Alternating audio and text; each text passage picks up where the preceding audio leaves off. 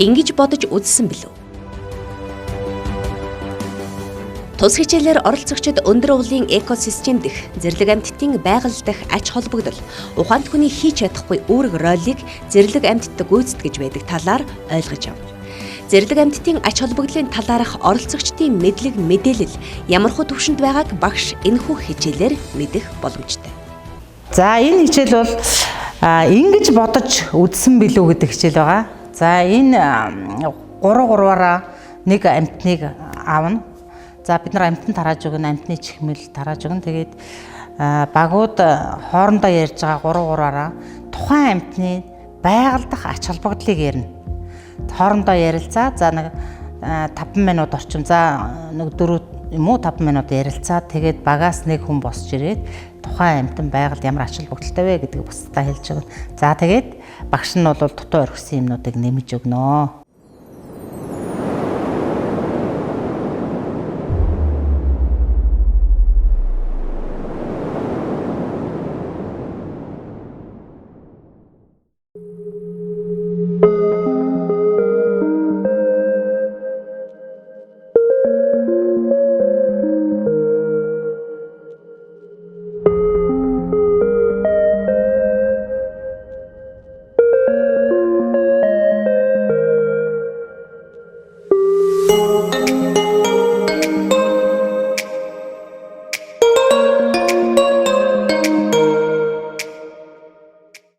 Манай багт үнэг таарлаа. За тэгээ манайх бит хоёр багаараа ярилцаад үнэг нь одоо байгальд ээлжтэй талаас нь ярилцж үзээд за байгальд бол мэдээж одоо үнэг маань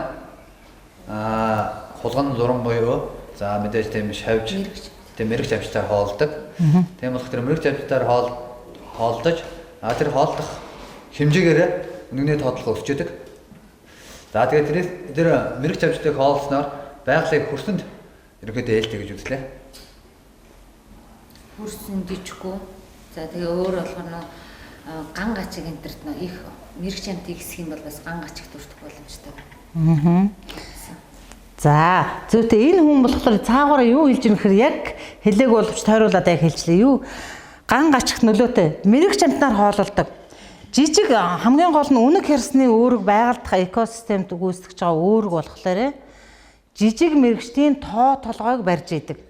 Тэгэхээр бид нар үнэг хэрс байхгүй байхад хүн тэгж мэдхүү. Энэ одоо үлийн цагаан огт нь одоо тэдэн 100 байх хэвээр илүү гарчлаа. 10 илүү гарсан байна.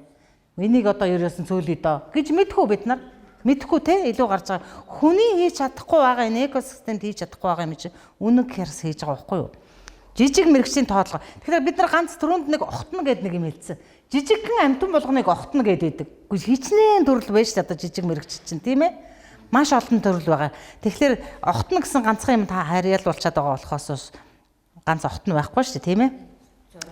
За, тэгээ өчнөө жижигхан байгаа шүү дээ. Шиш үхэл гэж байдаг, одоо өхөр огдойл гэж байдаг, өшөө орог цусагч гэж байдаг. Одоо маш олон зүйлийн жижиг мэрэгчтэй байгаа шүү. Тэрийг бид нар ялгаж мэдэхгүй болохоор жижигхэн дэмгөөж яваад огтно гэждэг тийм.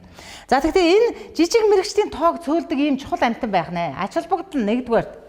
За хоёрдугаарт үнэг ямар ач холбогдол нүхэнд амьдардаг тийм ээ. За нүхэнд амьдардаг үнэг. За үнэгний одоо тэр нүхэнд хаягдсан нүхэнд болохоор бусад амьтад шувуу ч юм уу дотор нь ингээд үүрээ засцсан байж идэг. Нэг газарт өндгөлдөг шувууд байдаг шүү дээ. Тэр чинь жоохон юм сүүдэр газар үнэгний нүхэн мөхний ингээд амсарт хаягдсан нүхэнд бол үүр мөрөө засцсан байж идэг. Ингээ бусдын бас орон байрыг бэлдэж өгж штэ үнэг.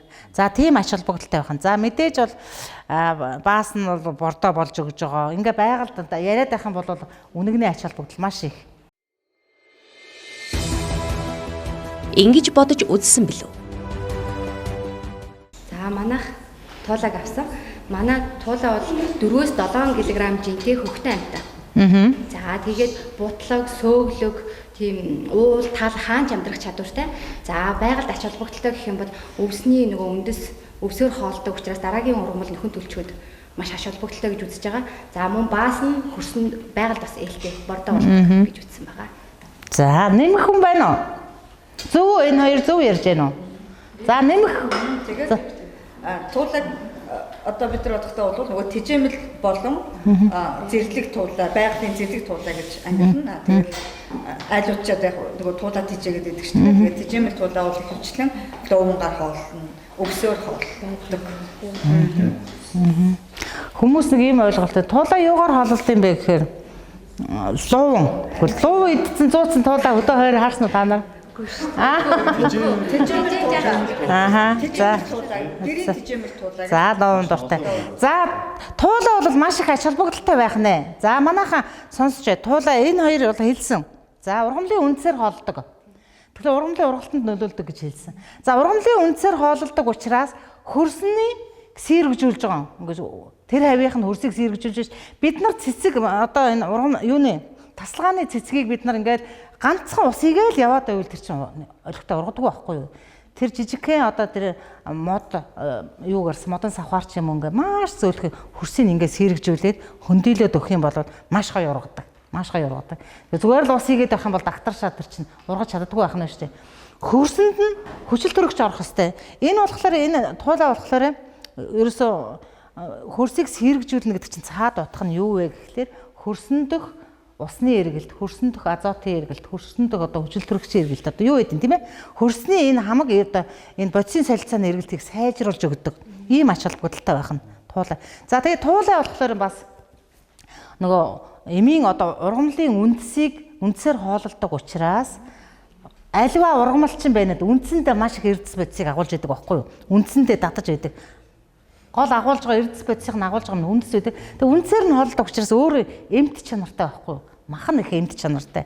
Тэгэхээр зэрлэг амьтан ч гэсэн бас өвчлөдөг янз бүрийн одоо хүнтэй яг адилхан байхгүй янз бүрийн одоо бактериуд үйж идэг. Би нөгөө юу сулрахлаар дархлаа сулрахлаар нөгөө эсэргүүцэл сулрахлаар одоо хүн дотроос өвдчихдэг шүү дээ. Өөрт нь янз бүрийн бактери, вирус байж л идэг. Тэрнтэй адилхан амьтанд ч гэсэн тийм байж идэг. Тэгэнгүүт нөгөө нэг туулайг барьж идсэн махчин амьтан болохоор баг эмийнхээ харигцыг хангацдаг байхгүй юу? Одоо энэ чон өшөө юу гэдэг вирус энэ төр чинь тий. Тэгэхээр айгүйх эмт чанартай ургамлын үндсээр хоолж байгаа амьтан бол.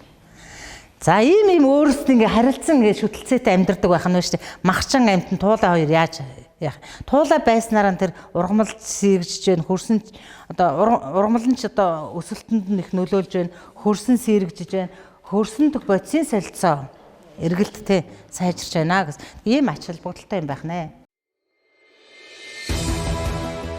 Ингэж бодож үзсэн билүү? Нөгөө байгалийн хамгийн юу хямрлаг амьтан чоныг авсан.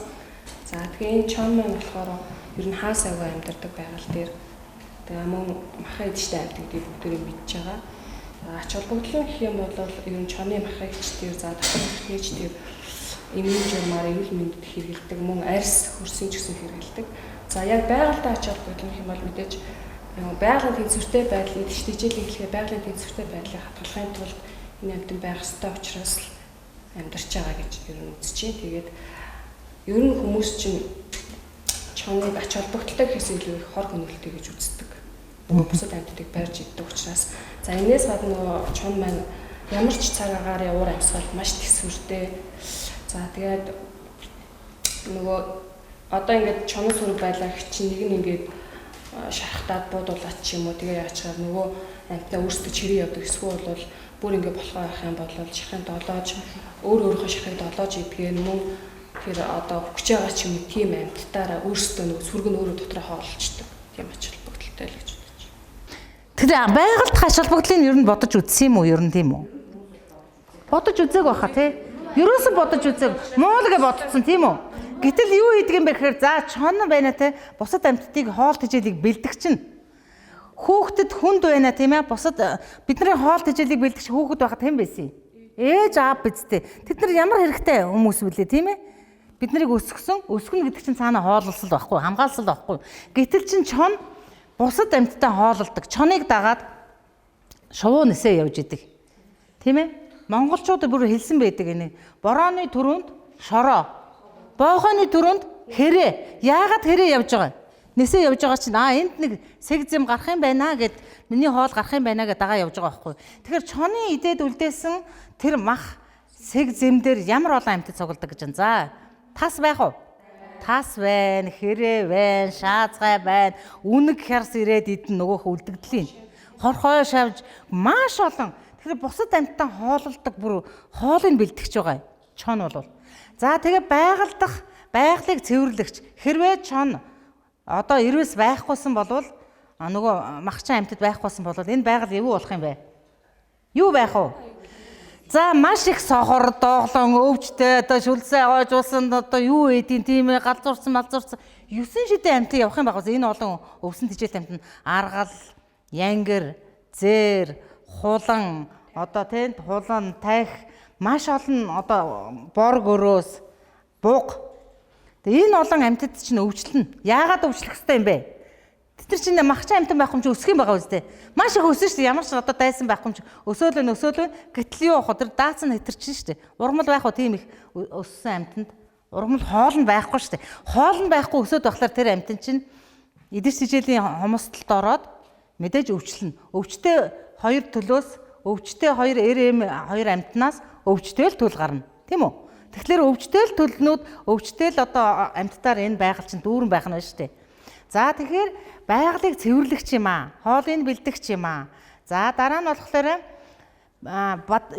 популяц гэж ярьдаг тийм ээ. Одоо сүргийн популяц, сүргийн бүтцийг сайжруулдаг. За энэ бол зэрлэг амьтнаа болохоор хөөж барьдаг байхгүй амьтныг. Хөөж барих инстинкт. Хизээч зүгээр ингэж байжгаад тухайн үедээ барьчихна гэж байхгүй. Амьтан чинь хөөж барьдаг ийм инстинкт төрлөх. Тэгэнгүүт нь хөөгө барингуут нь зэрлэг амьсан зугттай юм байгаа. Зугтахлаар нөгөө хамгийн ядарсан, нөгөө тарга твээр аваагүй, ядарсан нь хамгийн сүүлд тавих нь. За тэрнийг барьж идэнэ. Тэгэхээр цаана нэг хүчтэй одоо эрүүл нь одоо төрүүлээд тавих шүү дээ, тийм ээ. Тэгэхээр эрүүл төлүүдээс, эрүүл одоо хоёр амьтдаас, амьтдаас эрүүлэл төл гарна. Тэгэхээр одоо бид нар тэр популяцийг эрүүлжүүлэх гэж нэлээд байгаа байхгүй. Тэр бол сегзэм устгахаас өөр шүү. Популяцийг эрүүлжүүлнэ гэдэг чинь генетикийн хувьд ерөөсөө селекц хийж гин гэсэн.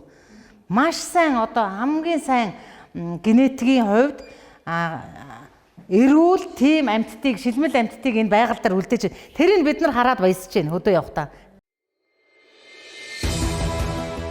Ингэж бодож үзсэн билүү? Хоёр аргал авсан. За энэ аргал болохоор хоньны өг. За ерөнхийдөө бол Монгол оронд нэг ховордсон байгаа. Одоо болохоор ховтой нэг зарим газар байдаг. За амьдардаг газар нь болохоор хээр, тэгээ хад. Хэрт байх уу? Уулархаг тэгээд хэрэг нь бил. За тэгээд хад, асар. За тэгээ ургамал идчихсэн. За ургамал идчихсэн болохоор туурай нөгөө ургамлыг гэмтээхгүй явахд болохоор салаалгсан тийм. За дээрэс нь болохоор энэ амьтны идэж тижэл болдог. За амьтны идэж тижэл болохоор мэдээж сэг зэм үлдэн. За тэн дээр болохоор бүтээгч бактери тийм ээ үржиж нөгөө хөрсийг ургамлыг дахиж ургах тэр нөхцөлийг бүрдүүлдэг. За ийм амьтан байна. За дээрэс нь болохоор нөгөө байгалийн тэнцвэрт байдлыг хадгалдаг. За тэгээд нэг ховорцсон учраас энэ болохоор бас юу асан хамгаалж үржүүлэх тийм. За аргалын талаар хэдүүлээ ярилцъя. За би тэр түрүүнд ярьжсэн тэр өстэй амьтан дээр бас нэг юм дут ургамлын үр тараадаг. Өсөнд нь наалдаад ургамлын бас үр тараадаг шүү. Өстэй бүх амьтад тэгд. За энэ аргал болохоор ийм юм ач холбогдолтой. За нэгдүгürt махчин амьтдын хүнс хоол нь болдог. Идэрчжэл. Энэ бол нэгдүгээр ач холбогдол. Хоёрдугаарт болохоор энэ туруу байна те. Энэ туруу бол маш их ач холбогдолтой. Ургамлын үр байна те. Энд тэнд ингэж нисээд буучаад ургах уу? Тэр бол ургахгүй шүү дээ. Яг таатай нөхцөл бүрдсэн нь л ургадаг. Тэгэхээр энэ туруунууд болохоор чигтэй газар ингээ хонхоолгож өгдөг шүү дээ мөр. Жохон хонхор байна гэдэг чинь тэнд чигийн хуримтлал арай илүү ээж идэг байхгүй юм. Тэгш гадаргуунаас илүү. Тэгэхээр тэр чигийн хуримтлалд энэ өөрөө ирмэг нь бол маш их хурцсан шүү дээ. Зэрлэг амьтанд туруу малынхаас ч бүр илүү хурц байхгүй. Тэгэхээр тэр ургамлын үрийг хөрсөнд нь шигтгэж өгдөг. Доош нь суулгаж өгдөг. Бид нар хүнсний ногоо тарихтаа үрээ ингээл зүгээр цацаа орхичдгүй үстэй тийм ээ. Хөрсөнд нь суулгаа, буулаад, услаад орхидог шүү дээ. Тэрнтэй адилхан энэ тийм үрэг гүйцэтгэдэг байна ш. Туруунууд ч ирсэн ургамлын үрийг доош нь шингээж өгдөг. За тэгээ энэ үс ноостой амьтан хөрвөөгөөд хэвдэгтэй болохоор ургамлын бас үр тараана. За ийм ач холбогдолтой байх нэ. Гол нь. Тий. За түрүүн тэр нэг бүтээгч задлагч гэдэг нэг янз янзын юм хэлээд байна. За тэрнийг бол бид нар хичээл дээр ахаад бүр тодорхой үзнэ. Тий. Маш их логиктэй өөрснөө зөв ярьж иж бусдаа хүүхдүүдэд мэдлэг түгээх нь шүү дээ. Ингэж бодож үзсэн билүү? За эрвсийг бол нөгөө дахин цаастай амтныг бол бид нар бүгдээрээ мэднэ тийм ээ. Тэгээд эрвс бол өндөр болон эрүүл байдлыг хадгалагч. Мөн. Тэгээд эрвс бол голдуу говь халтай тэр нөгөө Монгол халтай. Тэгээд манай Монголд бол одоо бидний мэдж байгаа тоогоор одоо маш ховорцсон ч гэсэн 1000-аар тонн эрвс байдаг болов гэж бид нар хойдоо ярилцлаа. За тэгээд эрвс бол одоо ургамал махад хичээлтнээсээ бид нар одоо мэдсэн шүү дээ. За эрвсийн махыг бол эми ургамал ашигладаг гэж бас хүмүүс ярьдаг. Эми ургамалд ашигладаг. Эми ургамалд ашигладаг юм уу? Махын эми ургамалд ашигладаг юм уу? Ургамал эми ургамал тарихад ашиглах уу? Эмчилэг энд байхгүй юу тий. За тэгээд эрвс бол 4 жил нэг удаа гүйн үрдөлөө. Ер нь бол насаараа ганцаараа амьдэрдэг юм гэсэн. Байгаль хамгийн гол өндөр ууларх газрын гонгон төрх байдлыг л хадгалах. Зөв. За зөв. Тэгээ бас нөгөө та түрүү хэлсэн шүү дээ том амьдтий Толгой зөксөлнө тий. Ховорцсон юм байлгийг бол багшаас асуумаар байна. Бид нар бол ягаад ховорцсон шалтгаан бол тэр идэж одоо арцт нь идэж зижил багассан учраас ингэж манай Монголд багасаад байгаа юм гэж бас. За эрвс бол маш их ховор амьтаа. Монгол оронд бол тоолгоор нэг 1200 энтер гэж тоологдоод байгаа. За Монгол алтай, говийн алтайд бол тархсан. За энэ бүр говийн нөгөө бас хөрхийн нуруу гээд бүр хам богдоо номгоны тийшээ Өмнөг аймгийн номгон сумын тийшээ тэндэж бас байсан. Нөгөө автомат камер тавиад хүмүүс мөрийг харчлаа гэд тэгээд авахгүй юу? Мөр байх шиг байна, мөр байна гэд. Тэгээд автомат камер тавьсан чинь камерд орж ирээд харагдсан байна. За яагаад товарцсан бэ гэхээр энэ өөрөө гоёмсог ийм арьсныхаа л одоо арьстай төрснийхөө одоо юунд гэдэм үү одоо горонд гэх юм уу ховорцсон амтан байхгүй маш гоё үзэсгэлэнтэй зөөлөн дулаан тийм хөнгөн маш гоё штэ энэ ч одоо тий. За энэ гоё арьстай төрсөн учраас л энэ амтан ховорцсон ерөөсөн арьс нь их үнэтэй байж байдаг. Нөгөө манай юу түүхийн баримтчч хүртэл байна лээ. Энэ нөгөө эрвсний арьс сэргэлэх, чоны арьс сэргэлэх чинь бүр зиндаатай байсан байлээ шүү дээ. Дээр нь одоо нэлээд одоо том тушаалын, албан тушаалын ихэс дээдсүүд бол эрвсний арьсыг гэртээ дэвсч болно. Тэрнээс л хар зардал амтаа халаал арьсыг бас дэвсээд байдгүй байсан байж шүү дээ. Бас энэ чинь зиндаатай байсан. Одоо бол арьс бол хаалах ямар ч нөхцөлгүй. Маш үнэтэй болцсон. Энэ бол торгуулийн хэмжээ бол маш өндөр үнэтэй. Бүү шоронд орно. Энэ эрвс бол амар өндөр юутай торгуултай. Шоронд орно, өчнөө төлбөр төлнө. Энд чи өөрийнх нь нөгөө экологи эдийн засгийн үнэлгээ нь 25 сая гэж хэлсэн. Тэрний чинь 3 нугуул чинь ахаад нөгөө байгальдах эдийн засгийн тооцож үзээ. Ахаад тань дээр ахаад торгуул нэм чинь нөгөө хөдөлмөрийн хөлсний доод хэмжээ хэд дахин чивлээ нэмээ аяа чинь. За тэгээ ерөөсөө эрвс алсан бол дуусаа. За тэгээд эрвс бол экосистем өндөр болон экосистемийн индикатор гэж ярьдаг. Индикатор эрвс байж л байх юм бол энэ экосистем бол эрүүл байна л гэж үзнэ. Эрвс байхгүй болчих юм бол энд ямар нэгэн доголдол гарчаа гэж. Ямар доголдол гарсан? Мэдээж иддэг нөгөө янгир нь байхгүй болсон байж магадгүй. Аргал янгир нь байхгүй болсон байж магадгүй. Хүнс тижэл нь хуурсан байж магадгүй. Эсвэл тэнд өвчлөл гарсан байж магадгүй. Одоо гэрийн мал маш их өсөөд байгаа шүү дээ. Мал өсөсөөр тэгээд одоо малчид ч амьдрахгүй газар алга байна шүү дээ. Ерөөсөн. Тэгээд уулын доторчгөл амьдэрчл байдаг, бэлдчгэл байж байгаа, талдчл байдаг малчид бол тэгэхээр нөгөө гэрийн малаас өвчлөл айгүй хүүсээд тэгээд аргал янгир одоо тэгээд бусад зээр янз бүрийн амьтанд гэрийн малаас үүдэлтэй өвчин контактлаад тэгээд тэрнээсээ үүдээд тэр иддэг амьтад нь байхгүй болсон байж магадгүй. Тэгэхээр экосистемд хүн ямар нэг юм хэлэх нь шүү дээ. Энэ үзэгдэхээ болчих юм бол ховордчих юм болов. За тэгээд ач холбогдол нь мэдээж л нөгөө сүргийн бүтцийг сайжруулах одоо тэр янз бүрийн одоо муугаас нь ч барьж идэх ч юм уу одоо тиймэрхүү юм ач холбогдол үзүүлдэг. За эрвс өшөө энэ өөр их юм бас үсрэхэг учраас мөн ургамлын үр тараадаг бас. Ингэж бодож үзсэн билүү? За манайх болохоор таргыг сонгож авсан байна. За тарга болохоор би бол анхандаа таргыг зөвхөн говьд амьдардаг гэж боддог байсан. Гэтэл одоо бол хангайд ч гэсэн амьдардаг юм байлаа. Ягаад гэвэл өөрөө нэг хөвсгөл булган ч юм уу юм хангай амьдардаг бол тарга бас аюул хошгорч гэж ярьдаг. Тэгээ говьд болохоор бас ямар ачиж бүгдэлтэй гэхээр цөлжилтийн эсрэг байх гэж бодож байна. Ягаад гэвэл Дундгой аймгийн говь уртаас өмнө бол сүүлийн 5-6 жилийн өмнө бол таргыг утгашуулсан. За тэгээд тарга байгаагүйгээс болоод ховорцноос болоод цөлжилт маш их явагдаж байгаа. За тэгээд нөгөө таргыг бас утгашуулаад ирэнгүүт нь тэр орон нутгийн хүмүүс нь ч гэсэн агнахыг хориглоод за одоо жоохон өсөж байгаа бити агнараа гэдэг ингээд явж байгаа эргэн тойрон одоо нөгөө ирээд буцаж байгаа хүмүүст ч гэсэн маш их хэлдэг. Тэгэхээр энэ бол бас их одоо байгальтаа бас ээлтэй цөлжилтийн эсрэг гэж бодож байна. За тэгээд хүмүүс бол одоо нөгөө бас одоо нөгөө эрүүл мэндэд тустай тийм одоо бөөрн цанц гэдэг юм янз бүрээр бас их ашигладаг учраас одоо нөгөө агнах гэдэг. Тэгээ бас хориотой гэж үздэг. Тийм бодож байна. Тийм л юм. Тэгээ мэрэгч гэж үзэх баг тийм. Тэгээ бас нөгөө юун дээр ч гэсэн гардаг шүү дээ. Домогт ч гэсэн нөгөө хаагд үсэгддэггүй хар болохгүй гэх тийм. Тэгэхээр бас өвсөн бас ашигтай юм мэдээж боддог тийм л болоо гэж бодож байна.